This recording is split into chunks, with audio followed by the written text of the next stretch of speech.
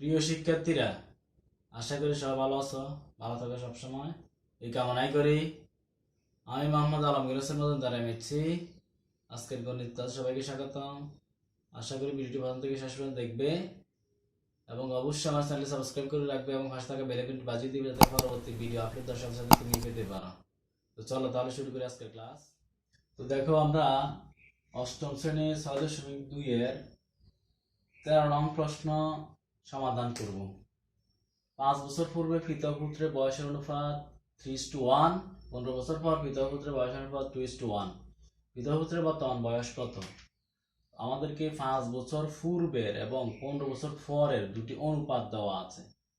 আমরা এটা দেখি কিভাবে সমাধান করা যায়। দেখো, আমরা মনে করি দুটি চলক আমরা ধরে নেব। পিতার বর্তমান বয়স, যেহেতু আমি বর্তমান বয়স বের করতে হবে, সেজন্য আমি বর্তমান বয়সটাকে ধরে নিলাম x বছর, পুত্রের বর্তমান বয়স y বছর। তাহলে 5 বছর পূর্বে তার বয়স কত ছিল? যদি বর্তমান বয়স x বছর হয়ে থাকে, তাহলে নিশ্চয়ই তোমরা বলে ফেলবে যে 5 বছর পূর্বে নিশ্চয়ই তার বয়স 5 বছর কম ছিল। তাহলে 5 বছর পূর্বে পিতার বয়স কত ছিল?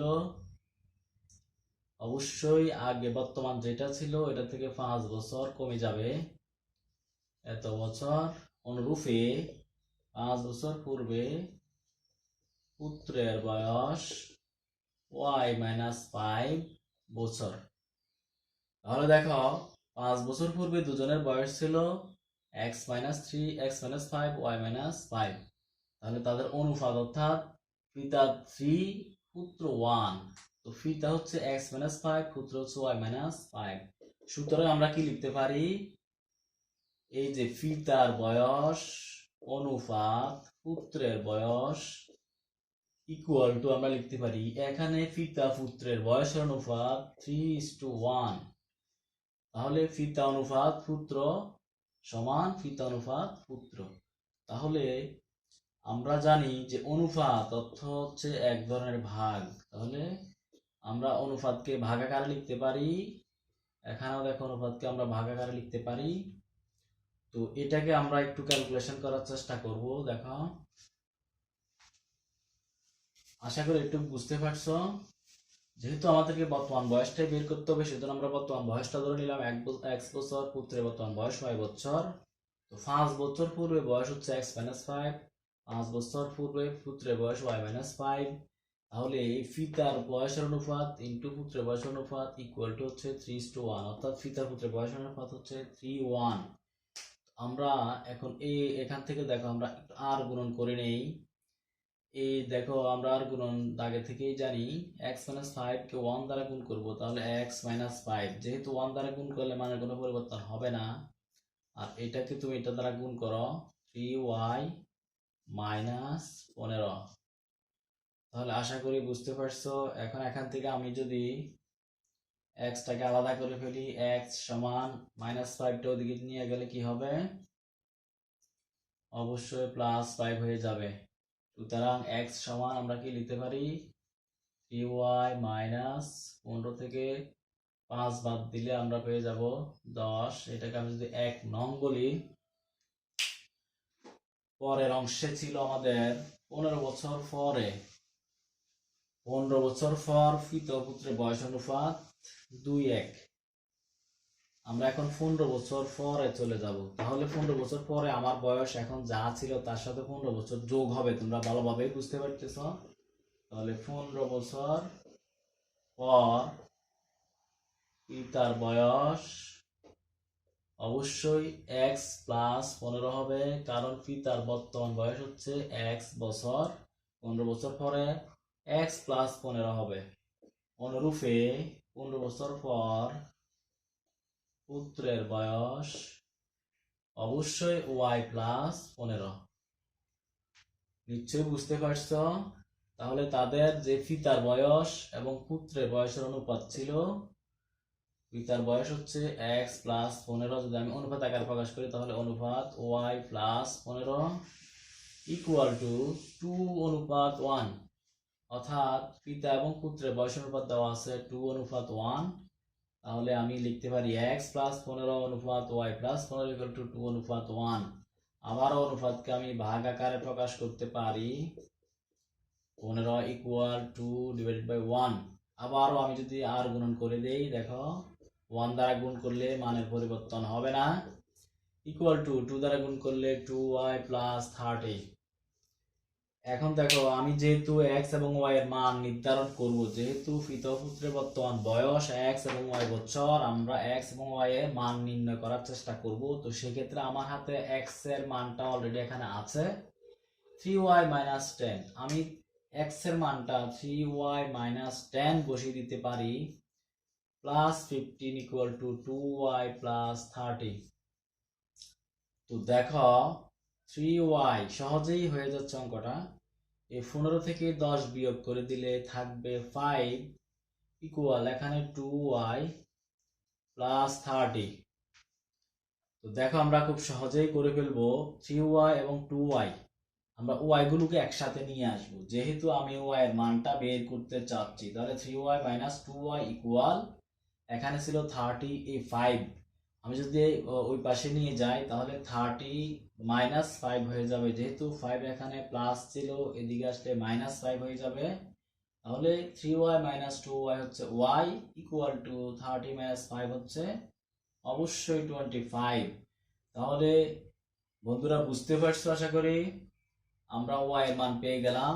আমরা y কে দেখেছি পুত্রের বয়স হিসাবে, পুত্রের বর্তমান বয়স হিসাবে আমরা y কে প্রকাশ করেছিলাম। তাহলে আমরা y এর মান পেয়ে গেলাম 25। তাহলে আমরা বলতে পারি পুত্রের বয়স 25 ইয়ার্স। তাহলে দেখো এখন যদি আমি এই y এর মান 25 যদি 1 নং এ বসিয়ে দেই তাহলে কি হবে? নিশ্চয়ই আমার x এর মানটা বের হয়ে যাবে।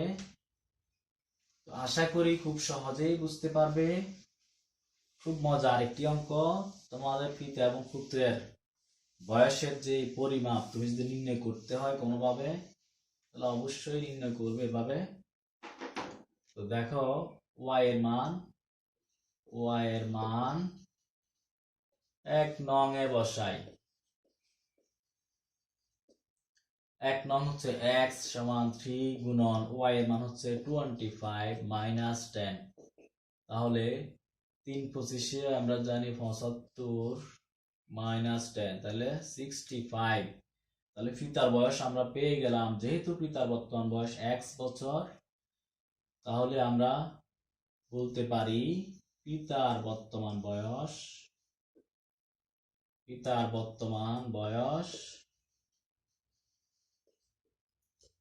65 বছর।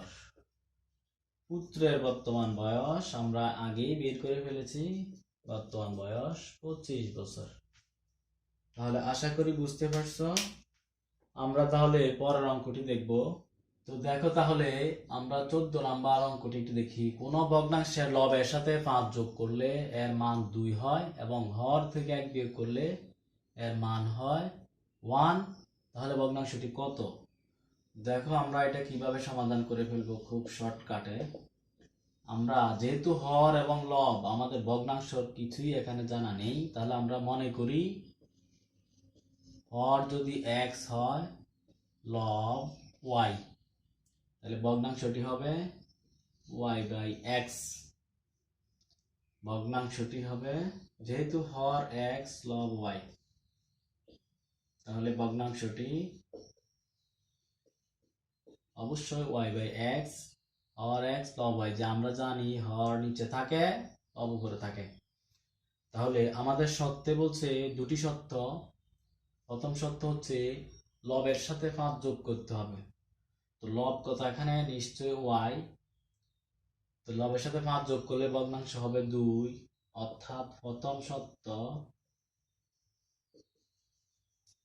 শর্ত মতে লব হচ্ছে 5, তার সাথে 5 যোগ করলে হরের কোনো পরিবর্তন হবে না, কিন্তু ভগ্নাংশের মান হবে 2। দ্বিতীয় শর্ত, হর থেকে 1 বিয়োগ করলে, তাহলে লব এখানে যা ছিল তাই থাকবে, শুধু হরের সাথে 1 বিয়োগ হবে, সমান হবে 1। আশা করি বুঝতে পারছো। আবার দেখো, এই বিষয়টা বুঝতে হলে বাকিটা নিজে নিজেই করতে পারবে। কোন ভগ্নাংশের লবের সাথে 5 যোগ করতে হবে, তাহলে ভগ্নাংশটি ছিল y/x। যেহেতু আমরা মনে করে নিলাম যে হর x লব y, হর x লব y, তাহলে ভগ্নাংশটি হবে y/x। আমরা জানি লব উপরে থাকে, তাহলে দেখো লবের সাথে 5 যোগ করলে ভগ্নাংশটি হবে 2। তো লব ছিল y, y এর সাথে 5 যোগ করলে হরের পরিবর্তন হবে না, তো সেক্ষেত্রে ভগ্নাংশের মান হবে 2। আবার হর থেকে 1 বিয়োগ করলে ভগ্নাংশের মান হবে 1। এই দুটি সমীকরণ সমাধান করেই আমরা x y এর মান বের করে ফেললে আমরা কিন্তু ভগ্নাংশটি পেয়ে যাব। তাহলে সেই আমাদের সমাধান। প্রতিস্থাপন অথবা অপনয়ন যে কোনো একটা পদ্ধতি করলেই আমাদের এই সমীকরণ দুটির মান, চলক দুটির মান আমরা বের করে ফেলতে পারবো। তো দেখো, আমরা যদি এটাকে আমি 1 নং, এটাকে 2 নং দেই, তাহলে 1 নং হতে পাই, 1 নং হতে পাই যদি বলি, তাহলে তোমরা জানো যে আমরা এটাকে প্রতিস্থাপন পদ্ধতি বলি। তাহলে 1 নং এ ছিল y plus 5 equal to divide by x। তো x কে আমি যদি এদিকে এসে গুণ করে দেই, তাহলে হয়ে যাবে 2x। তো দেখো y সমান 2x, এই 5 যদি এদিকে চলে আসে তাহলে -5 হয়ে যাবে। এটা হয়ে যাবে আমাদের 3 নং সমীকরণ। এখন y এর মান আমরা অবশ্যই, যেহেতু আমি 1 নং ধরে শুরু করেছিলাম, এখন আমরা 2 নং এ বসাবো। 2 নং এ y এর মান বসাই। তো 2 নং এ y দেখো আছে এই যে উপরে, তাহলে y এর মান আমরা বসিয়ে দেব 2x - 5 divide by x - 1 equal to 1। আশা করি বুঝতে পারছো। আমরা প্রথমে 1 নং ধরে শুরু করলাম, এই যে 1 নং। 1 নং থেকে আমি এই y প্লাস 5, এই xটা এখানে ভাগাকারে আছে, এদিকে আসলে গুণ হয়ে যাবে, এই যে 2x।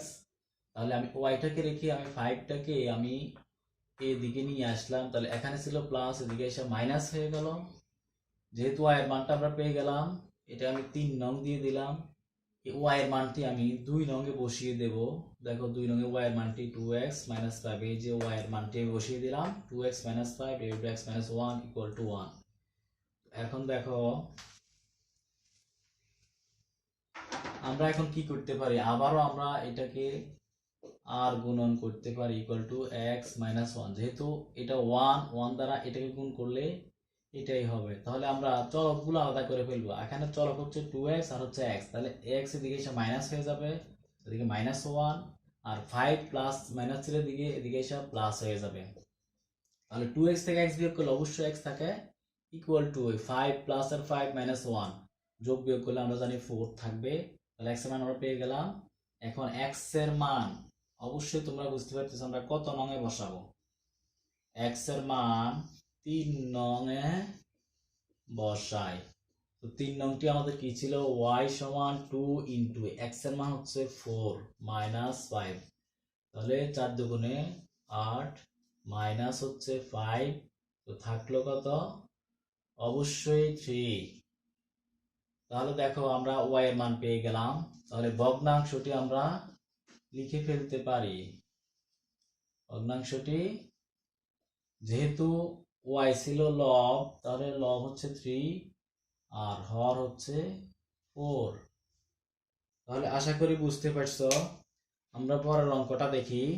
তো দেখো, তাহলে আমরা 15 নম্বর অঙ্কটা সমাধান করার চেষ্টা করি।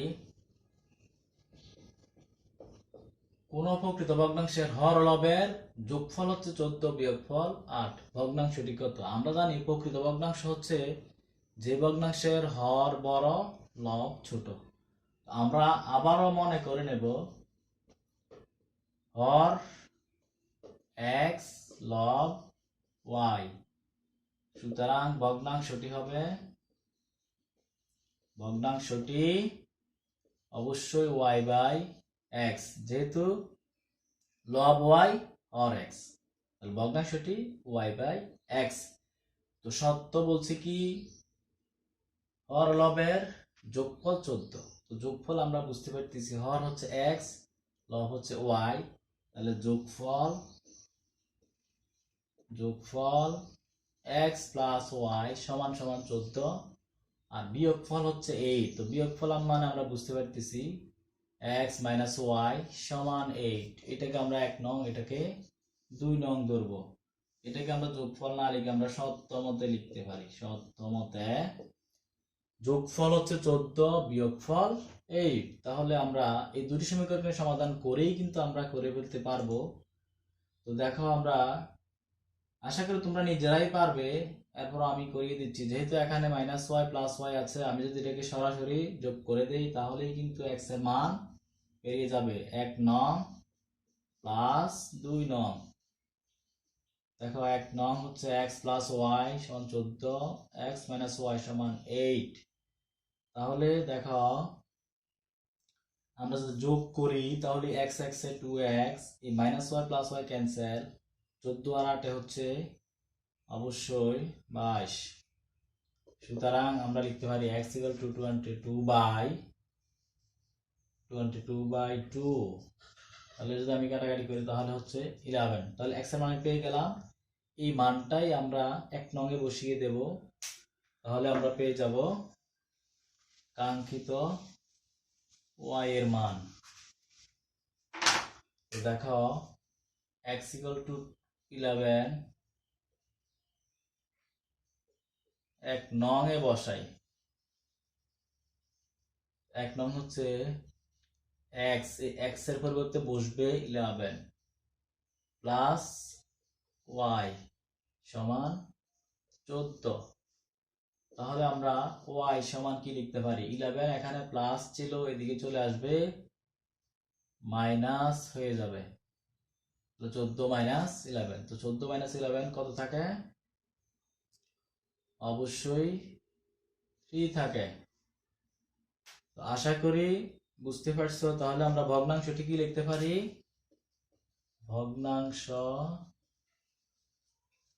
ভগ্নাংশটি যেহেতু লবে ছিল y, হরে ছিল x, তাহলে লব হবে 3, হর হচ্ছে 11।